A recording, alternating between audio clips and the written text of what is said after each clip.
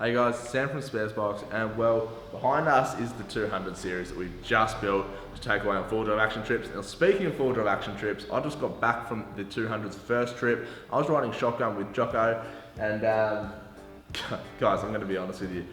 The 200 fared very well, but it has come back with some damage. Now, I'll be the first person to say that I wasn't driving when the damage occurred. All right, that's on you, Jocko, but look, it did surprisingly well for such a big, heavy car that's really never designed for these tough tracks. I mean, we were up the East Coast with full drive action, tackling some ridiculously difficult stuff. We may or may not have done 2 CVs, we may or may not have done an alternator, and there's potentially a fair bit of panel damage that we caused. But the good news is the car looks great, it sounds awesome, it got us back home to Sydney, which is really important. All the product stuff we put on it is just fantastic. It made the trip really enjoyable. But what I'm most worried about right now, why I'm a little bit, is because James is coming in very shortly to see the new project car and what's happened to it post-trip, and it's looking pretty trashed. So what I want to do is pull all my crap out of it, roll the car out, give it a clean, try and slap some band-aids on it so that James doesn't go full crazy because we've ruined his new project car. What have you done, Sam? Oh, man, we'll just go. It's not looking too good. Well, the back of the 200 series, there's no nice way to put it. It got absolutely fed. The big car is heavy, there's a lot of weight in the back, and these rear quarters are susceptible to damage. So this side, you know, the wrap I think may have saved the paintwork, but the panel itself's pretty, how you going? The jerry can hold on how raz the rear bar, well that got well and truly fed. While I'm here, I'm actually just gonna, I haven't been able to get the water out of this thing for the entire trip, so we'll drain the water out of that and hopefully we can get the jerry can out of there. But come over here. Now this is what I'm trying to avoid James seeing. Now that little dent there was the result of a little bit of right boot on a little bit of a tight track, and well, that's the end result. So hopefully we can get this looking a little bit better than what it is right now, but let's hook in, let's get it cleaned, and let's really see what we're dealing with.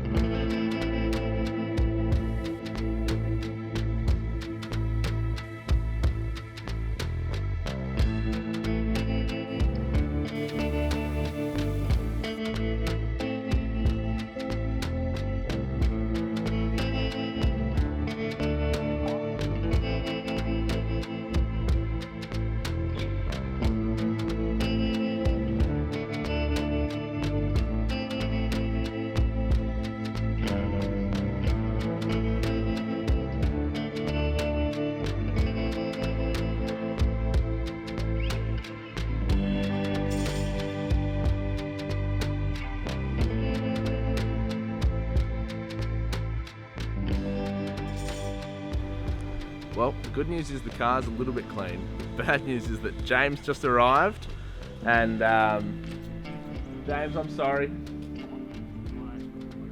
I'm sorry. CVs, alternator, panels, flares. Maybe.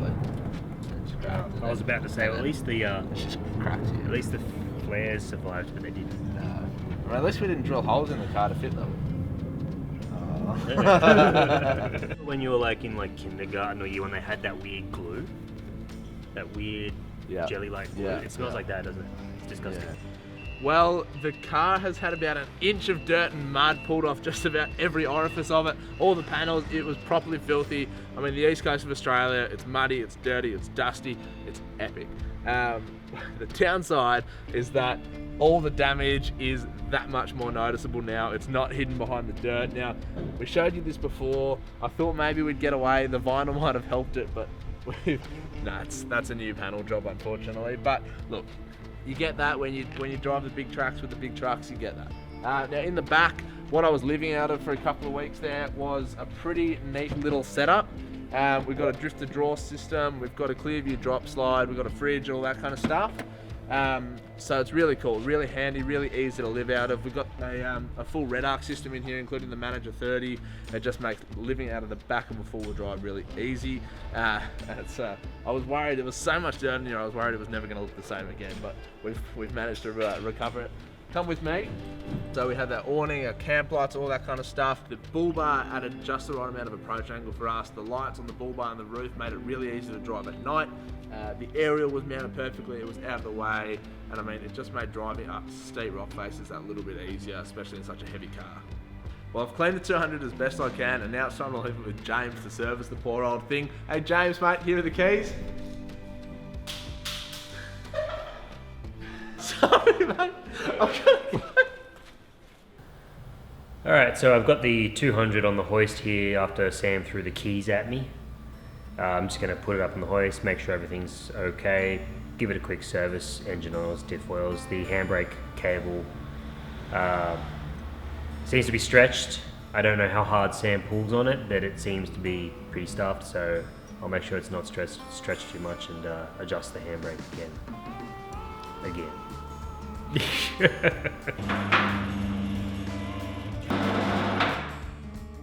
Alright.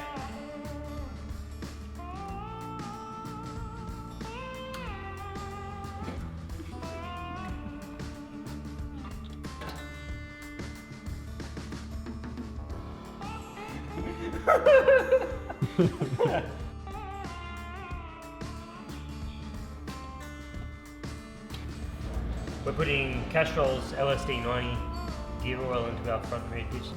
Even though we installed diff breathers on our 200, it pays to check after any sort of water crossing, as a diff oil change is much easier and far cheaper than sourcing and installing a diff out in the sticks. So we're putting Castrol Edge Titanium 5W30A3B4. We're changing our engine oil after a big long trip like this as cheap insurance, as engine oil not only protects your engine but is essential in cooling it as well. Alright, so I've just finished giving our 200 Series Landcruiser a quick service. It all looks pretty good under there, despite Sam's best efforts. So I'll give it to Andy now. He's going to take it up the coast for a couple of days and we'll call it done.